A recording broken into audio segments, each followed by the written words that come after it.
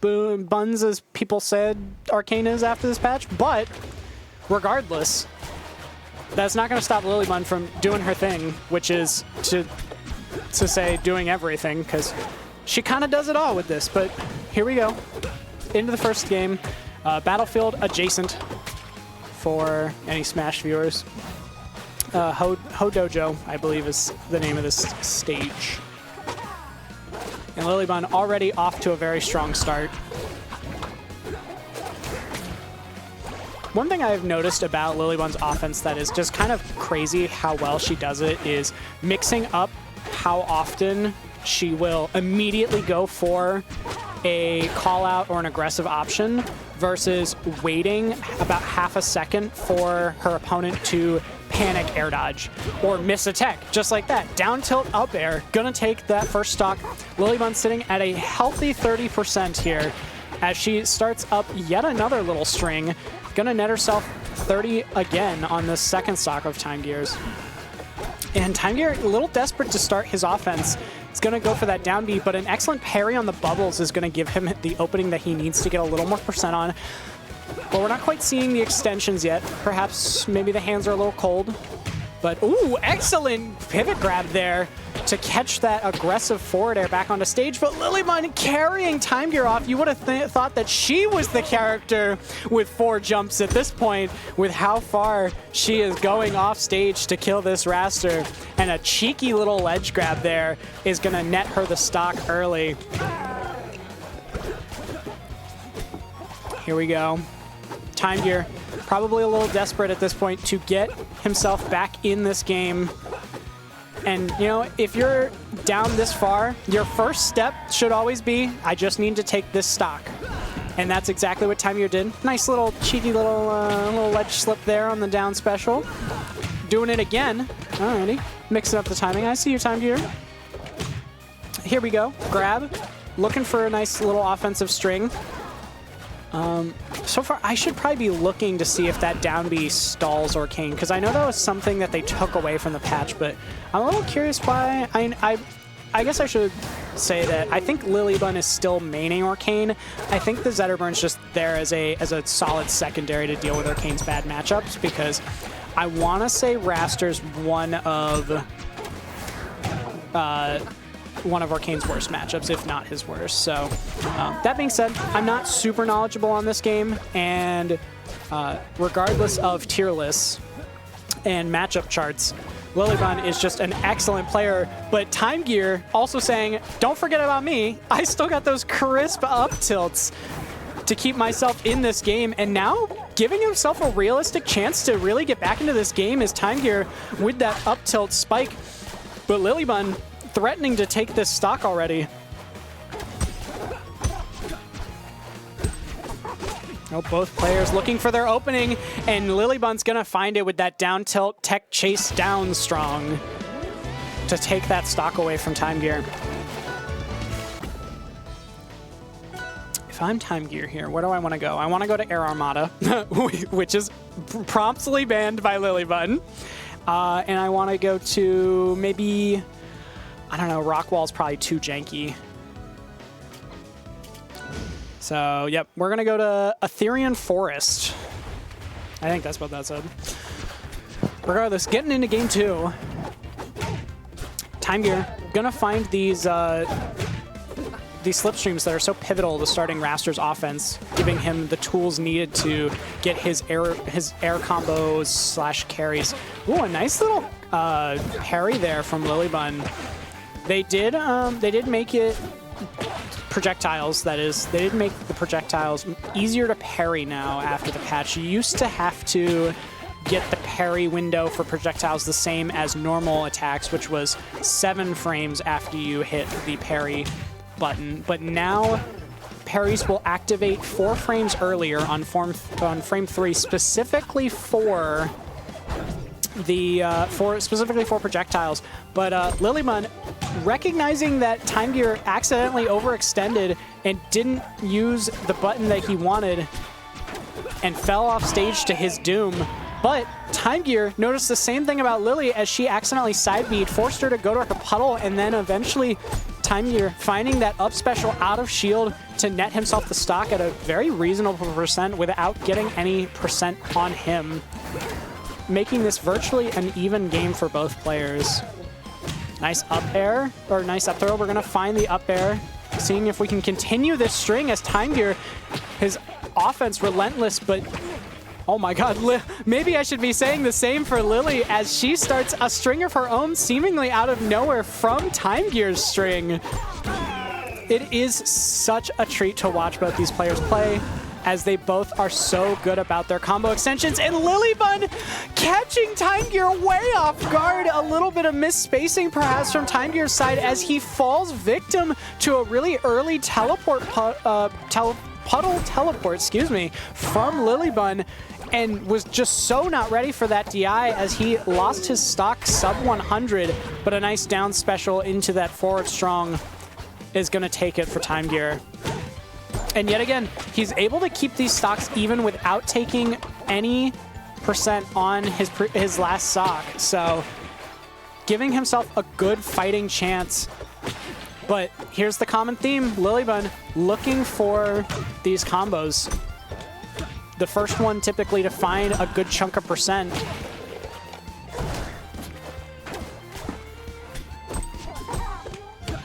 I also love those little baby dashes that Lilybunn is known for doing for her movement. It's really clean stuff. Keeps her approach options very ambiguous.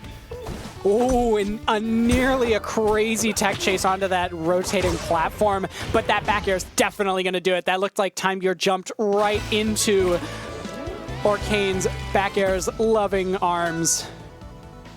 So come here, I will embrace you with this 2-tap, 1-2, off you go into the abyss.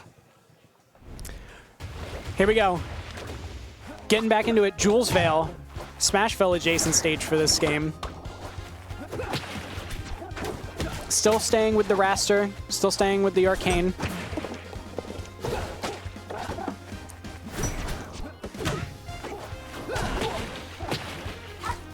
And I know one thing TimeGear said he wanted to work on for the Zetterburn matchup was learning when back air, first hit back air up strong was a kill confirm.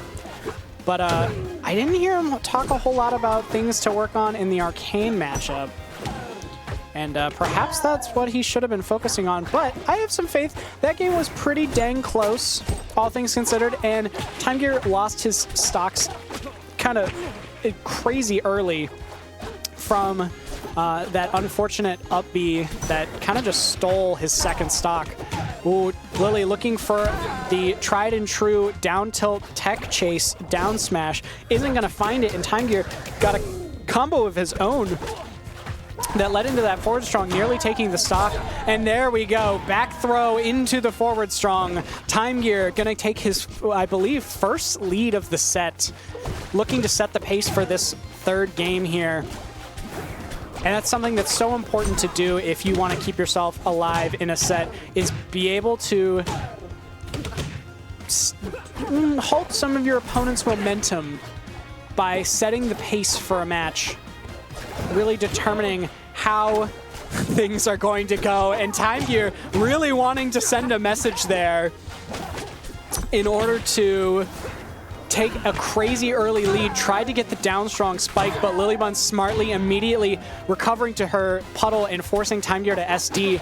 But just like that, TimeGear finding a nice little combo string, gonna find that forward strong off stage, took Lilybunn's stock nice and early, and might have been like one of the first times where we've seen suboptimal DI from Lilybunn, and that is a rare sight to see indeed. But another rare sight is also Lilybunn constantly being on the back foot as TimeGear continues to put the gas pedal on, but Lilybunn answering back with a string of her own here, spreading out the bubbles, looking for an opening of her own here, is going to try and find this stock in the next interaction or two in order to keep herself in this game. And again, yeah, we're fishing for these strong attacks, these empowered strong attacks.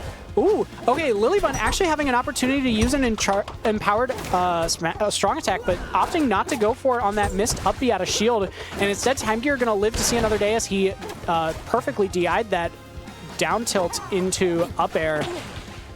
But there we go. That combo is going to connect. It's still living. Excellent DI from TimeGear here. Oh, okay. One more down tilt to up air is going to take that stock, and now we are on last stock. Could be TimeGear's last stock of his winner's side, as Lilybunn's trying to make that the case.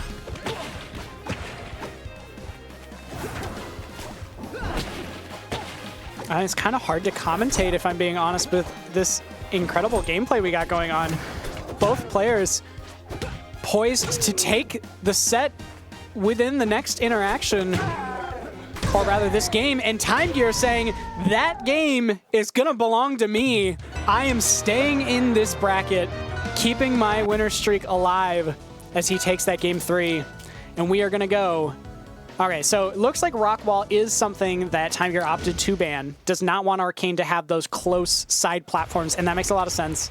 We are going to instead opt for the port merchant town, something like that. It's a very pretty stage. I absolutely love, if you haven't taken the time already, take a little bit of time, admire those that background, those side houses and village. It's a very pretty looking stage, very quaint. But both players getting some merchant port. Thank you. Yes, absolutely love this stage. Thank you, the Max Up, for that correction as we continue into this game 4. Both players, honestly, a little surprising that neither player has found a solid string. There's been a lot of back and forth, a lot of 1-2 hits as both players. Oh my god. So, Lilybunn is going absolutely crazy.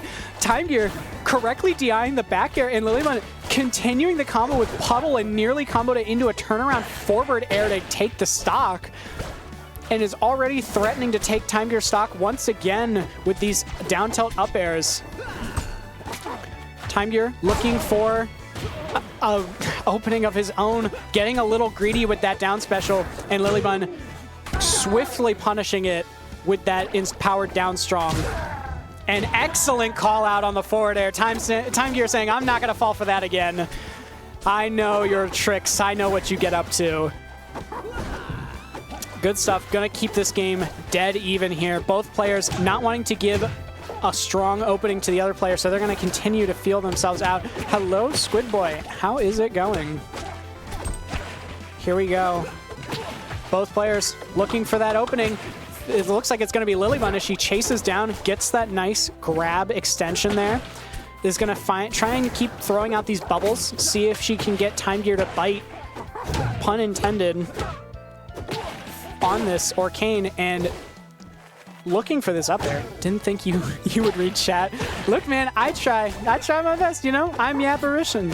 I will yap to my heart's content, and that includes both about the game and not.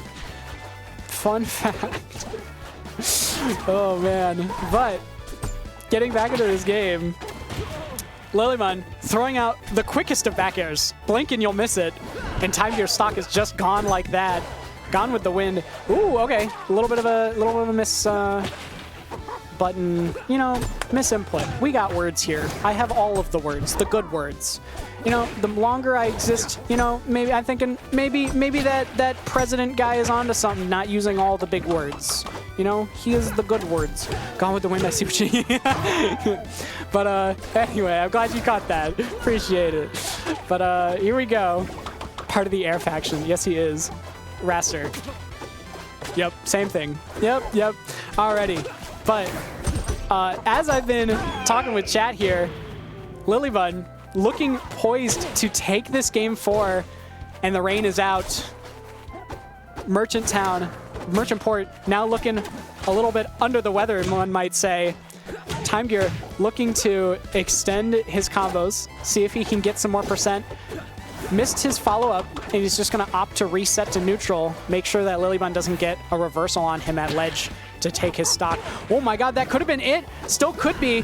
Not going to find the forward air there or the back air from Lilybunn, but she is threatening all sorts of kills here as that down strong excellently DI'd, but TimeGear gonna fall 3-1 to Lilybunn's Orcane.